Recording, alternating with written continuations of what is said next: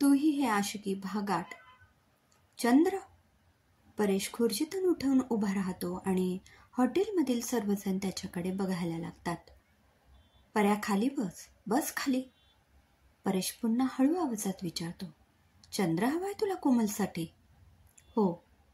ठीक आहे, नासावाल्यांशी बोलतो मी. माझा नानाच आहे ना तिथला चेअरमन. त्याला सांगतो आमच्या सुराला चंद्र हवाय, तेवढा घेऊन या. त्याच्या जागी रात्री गुपचूप एखादा मोठा बल्ब रिप्लेस करून देऊ. लोकांना कळणारही नाही. पण सूर्या, एवढा मोठा चंद्र तू ठेवशील कुठे? पर्या, अरे तू सीरियस झालास? मजाक करत होतो मी. सुरुवात कोणी केली? माझ्या म्हणण्याचा अर्थ असा आहे की आजवर कुणीही दिलेलं नसेल असं गिफ्ट मला द्यायचं आहे कोमलला. आता हेच बघ ना, ते गाणं आठव. तुम जो कह दो तो चांद तारे भी तोड लावूंगा मैं. ते गाण्यातच ठीक वाटतं. हिरो लोक काय खरोखर ते करतात होय? माझ्या म्हणण्याचा अर्थ असा आहे की चंद्र ही फक्त उपमा आहे. तुला चंद्र तारे आणून देईन म्हणजे अशक्यातील अशक्य गोष्ट तुला देईन असं असतं ते. ओ, आय सी. सॉरी, माझ्यासारख्या सिंगल मुलाला ते काही कळणार नाही हो. स्वप्नांच्या दुनियेत हरवून लेखक कवींसारख्या गोष्टी फक्त तुझ्यासारखा प्रेमात आंधळा झालेला मुलगाच करू शकतो. मला काय, चंद्र आण म्हटलं की खरोखर आणायचा असं स्ट्रेट फॉरवर्ड गणित दिसतं. काहीतरीच काय. घ्या, लाजलं हे. अजून काय काय पाहायला मिळणारे देव जाणे. बरं पर्या, चल ना घरी. थोडा वेळ बसू मस्त गप्पा मारत. नाही रे बाबा, घरी कामं आहेत भरपूर. काय यार, समीदाही आली होती घरी. माझी चुलत बहीण रे. म्हटलं तिघेजण बसून मस्त. समीदा आली आहे का? बरं बरं, चल येतो. लगेच तयार झालास? अरे म्हणजे माझ्या घरी कामं आहेत बरीच, पण आता रात्रीची काय कामं करणार ना. जाऊया चल. सूरज आणि परेश घरी जातात. खरं तर परेश समीदासाठी आलेला असतो. पहिल्या नजरेतच त्याला ती आवडलेली असते. एरवी दुसरी कुणी असती तर परेशने सूरजला सांगितलं असतं, पण सूरजचीच बहीण असल्याने परेशला जरा सावधगिरीने राहावं लागतं. सूरज आणि परेश गच्चीवर जातात. समीदा तिथे आधीच बसलेली असते. चांदण्यात तिचा नितळ चेहरा अधिकच खुलून दिसत असतो. परेशची नजर तिच्यावरून काही हलत नसते. समीदाला इथे हळूहळू लक्षात येतं. समू, तुला माहितीये मी पर्याला कोमलसाठी काय गिफ्ट आणायला लावलं ते? तुला द्यायचं आहे ना कोमलला, मग त्याला का सांगितलं? अगं परेशशिवाय हे काम कोणाला जमतं का? आमचा परेश, त्याला काहीही सांग, जगातल्या कानाकोपऱ्यात जाऊन ते काम फत्ते करेन इतकी पोहोच आहे त्याची. सूरज समीदासमोर आपली तारीफ करतोय बघून परेशला आतून गुदगुल्या होत होत्या. समीदाही कान देऊन ऐकत होती. काय काम केलंय बरं? एखादं उदाहरण तर सांग. एकदा रात्री 11 वाजता सर्व मित्र जमलेलो. मस्त पार्टी करायची होती, पण दुकान बंद. अरे मग घरीच काहीतरी बनवायला सांगायचं ना. अगं जेवणाची सोय झालेली, पण काय ते कोल्ड्रिंक्स कुठे मिळत नव्हती. जाऊन शोधून आणले मी. पर्या सूरजला मध्येच थांबवत वाक्य बदलतो. पर्या, अरे हिच्यापासून काय लपवायचं? हिला माहिती आहे सगळं. तर पर्याने चक्क चोरी केली. दुकानाचं टाळं तोडून बाटल्या लंपास केल्या. सूर्या, अरे परेशला जेवढं चढवलं होतं आता तितकाच तो खाली पडत होता. अरे वा, सर्व गुण संपन्न आहे तर तुझा मित्र. अजून तर काहीच नाही. सूर्या, बस बस, आज पुरता एवढंच ठीक. बरं, मी खालून फ्रीजमधून आईस्क्रीम घेऊन येतो. तुम्ही बसा इथेच. सूरज चौघांना तिथे थांबवून खाली जातो. आता गच्चीत फक्त समीदा आणि परेश असतात. समीदा शांत असते, कसल्या तरी खोल विचारात गर्क असते. परेशला मनात नुसते लड्डू फुटत असतात. वेळ फार कमी असतो आणि परेशला तिच्याशी बोलायचंही असतं, पण शब्द फुटत नाही. मग समीदाच बोलू लागते. चोरी? चांगलीच धाडसी आहात. सोडा हो, ते आपलं असंच. समिधा हसून परत शांत बसते. मग परेशच म्हणतो, चोर तर मी आहेच, एखाद्याचं हृदयही चोरू शकतो. समिधा एकदम धास्तावते. ऐकून गारच पडते. परेश बोलून जातो आणि नंतर त्याला घाम फुटतो. आपण हे काय बोलून गेलो ते? काय चोरी करू शकतोस म्हटलास परेश? सूरज मागून आईस्क्रीम घेऊन येत विचारतो. काही नाही, तोच ड्रिंक्स आणायचा किस्सा सांगत होतो. बरं, मला आता एकच सांगा, कोमलला काय गिफ्ट द्यायचं सांगा तरी. ए समिधा, तू तरी सुचव ना. गिफ्ट सिलेक्ट करायच्या बाबतीत माझा फार गोंधळ उडतो. हां, मी हे सांगू शकते की मुलींना पर्स, दागिना, सँडल, कपडे वगैरे आवडतात. हे तर फार कॉमन झाले ग.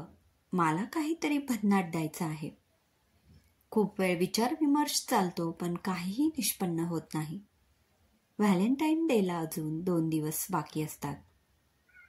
शेवटी आपल्यालाच काहीतरी विचार करावा लागेल असं सूरजला समजतं. हे बघ अभिनव, तुझा अंदाज खोटा ठरलाय. सूरज तयार आहे 5 वर्ष दूर राहायला आणि मी त्याच्याशी खोटं नाही बोलू शकत. हे बघ कोमल, आपली डील ठरली होती की तू सूरजला होकार देशील. 5 वर्षांची अट ऐकून तू नकार देईल आणि मग घरच्यांना माझ्याशिवाय पर्याय उरणार नाही. मलाही तेच अपेक्षित होतं. त्याला नकार देताना माझ्या घरच्यांचे होणारे हाल मी बघत होते. त्यांच्या मनातून मला ते कायमचं काढून टाकायचं होतं म्हणून. आणि आपलं गेले 2 वर्ष नातं आहे त्याचं काय? 1 मिनिट, 2 वर्ष कसलं नातं? आपली फेसबुकवर ओळख झालेली आणि आपण एकमेकांच्या संपर्कात होतो इतकंच. याला तू नातं म्हणतोस? मग फेसबुकवर मी हॅलो म्हटल्यावर मला उत्तर का द्यायचीस? माझ्याशी गप्पा का मारायची? अभिनव, अरे तू नक्की अमेरिकेला राहतोस ना? कुठल्या काळातले विचार घेऊन बसलाय तू? जुन्या काळी मुलगी नुसती बघून हसली म्हणजे फसली असं म्हणायचे. आजच्या जमान्यात सर्व मुली फ्री माइंडेड आहेत. मोकळेपणाने आपले विचार मांडतात, लोकांशी ओळखी करतात. याचा अर्थ असा नाही की ती लगेच आपल्याशी जवळीक करेल. तुला मी फेसबुकवर मित्र म्हणून पाहिलं, आपलं बोलणं व्हायचं इतकंच. नंतर तुझं स्थळ आलं आणि तुझ्याशी मी मोकळेपणाने बोलू शकले इतकंच. आणि आपलं बोलणं तरी काय व्हायचं रे? हाय हॅलो व्यतिरिक्त? तुम्हाला पाहायला आलेला तेव्हाही आपण याचा उल्लेख केला नाही, कारण आपला संवादच नव्हता मुळी इतका. चिडू नकोस, ते जाऊ दे. आता मी काय म्हणतो, सूरजला नकार देऊन टाक. 5 वर्ष थांब, मग मी तुला घेऊन जातो. अजिबात नाही. मला तुझ्या सगळ्याच गोष्टींवर संशय येऊ लागलाय आता. नाही करू शकत तुझ्याशी लग्न. तुझ्या वडिलांवर कर्ज आहे ना, त्याचं काय? तू कितीही कष्ट केले तरी ते फेडू शकणार नाहीस, पण मी मात्र करू शकतो. बोल, काय वाटतं? तुझ्या वडिलांना मी आत्ता 10 लाख देईन. कसं आहे ना अभिनव, तू मला विकत घेऊ पाहतोय. मी विकाऊ नाही. यापुढे मला कॉन्टॅक्ट करू नकोस. अरे सूरज म्हणजे हिरा आहे, हिरा. शोधूनही सापडणार नाही. त्याच्या नखाचीही सर तुला येणार नाही. कोमल त्याचा फोन कट करते. सूरज कोमलच्या गिफ्टसाठी वणवण करत असतो. लग्न झालेल्या मित्रांना विचारून बघतो. ओळखीतल्या मैत्रिणींना विचारतो, पण मनासारखं गिफ्ट काही मिळत नाही. त्याच्या ऑफिसमध्ये एक कीर्ती नावाची मुलगी असते. ती त्याला एक दुकान सुचवते. सूरज, अरे तिकडे व्हरायटी आहेत गिफ्टचे. एक चक्कर मार त्या शॉपवर. बरं, नक्की कुठे आलं ते? मी तुला लोकेशन पाठवते. थांब, नाहीतर संध्याकाळी चल माझ्यासोबत. मलाही घ्यायचं आहे गिफ्ट. बरं, जाऊया संध्याकाळी. सूरज संध्याकाळी गिफ्ट आणायची प्लॅनिंग करून ऑफिसमध्ये आपल्या कामाला लागतो. तिकडे कोमलचा मूड आज पूर्ण खराब झालेला असतो. तीही ऑफिसमध्ये असते. अभिनवच्या अशा वागण्याचा तिला संताप येतो. उगाच त्याच्यासोबत फेसबुकवर ओळख ठेवली असं तिला झालं. अभिनव साधासुद्धा माणूस नाही, नक्कीच एखाद्या क्रिमिनल टाईप वाटतोय. कोमल तिच्या ऑफिसमधल्या मैत्रिणीला सांगत असते, जाऊ दे ना, सूरजसारखा गोड मुलगा मिळालाय तुला. कशाला अभिनवचा विचार करतेस आता? हो, तेही आहे. तुला माहितीये, मी ठरवलं होतं की प्रेम वगैरे भानगडीत पडणार नाही, पण सूरजने मात्र. बोल बोल, मैं तो तेरे प्यार में दीवानी आ आ. गप ग. चला कामाला लागा. काम पेंडिंग आहेत. सरांना रिपोर्ट द्यायचा आहे. कोमल आपलं लाजणं लपवण्याकरिता विषय बदलते. संध्याकाळी ऑफिस सुटल्यावर सूरज त्याच्या कारमधून शिकाला घेऊन जातो. गिफ्ट शॉपमध्ये तिलाही काही वस्तू घ्यायच्या असतात. दोघेही शॉपमध्ये बरेच फिरतात. सूरजला मात्र तिथलं काहीही पटत नसतं. शिखा आणि सूरज पुन्हा गाडीत येऊन बसतात. तुला मेन रोडला सोडू ना? हो. कोमल आणि तिची मैत्रीण घरी जायला रिक्षा बघत असतात. रिक्षा मिळत नसते. तोच तिला समोरून सूरजची कार येताना दिसते. ती हात द्यायला पुढे जाणार तोच सूरज तिला एका मुलीसोबत दिसतो. कोमल आणि तिची मैत्रीण बघत असते. कोमलचा गैरसमज होता. सगळी मुलं एकसारखीच. चरफडत ती पायी चालू लागते. तिची मैत्रीण तिला समजवण्याचा प्रयत्न करते. अगं गैरसमज का करून घेतेस? त्याच्याशी बोल तर खरं. कोमल मेसेजचा रिप्लाय देत नाही बघून सूरज अस्वस्थ होतो. एका दिवसावर व्हॅलेंटाईन्स डे येऊन ठेपलेला असतो, पण अजूनही काही गिफ्ट सिलेक्ट झालेलं नसतं. आणि त्यात हे कोमलचं असं वागणं. ती त्याचा फोनही उचलत नाही. हॅलो पर्या. कोमलला फोन कर आणि विचार काय झालंय ते. परेश फोन करतो पण कोमलचा फोन एंगेज येतो.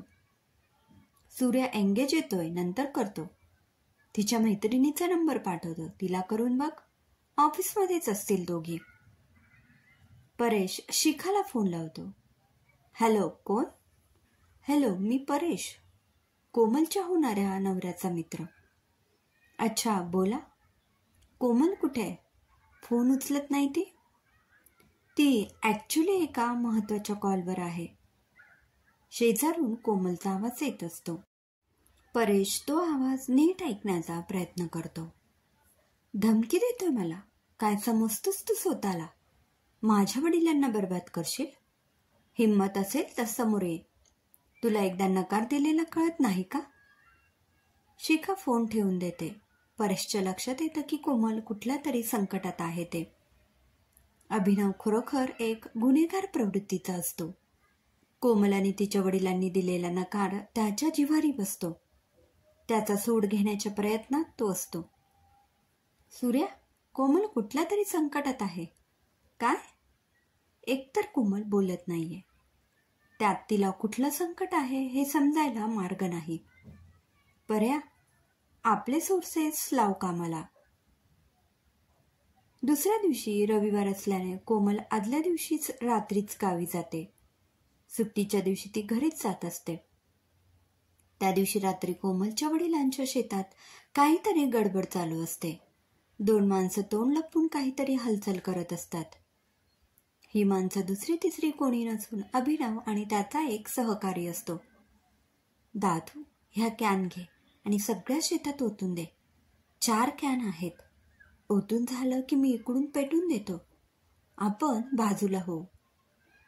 दादू सर्व शेतात पेट्रोल ओतून देतो. काम झाल्यावर दोघेही बाजूला येतात. अभिनव काडीची पेटी काढतो आणि काडी खाली पाडतो. काडी तिथेच विझून जाते. अभिनव सारखा पेटवायचा प्रयत्न करतो पण काडी विझून जाई. अभिनव वैतागतो. तोच मागून 2 माणसं हिरोसारखी एंट्री करतात.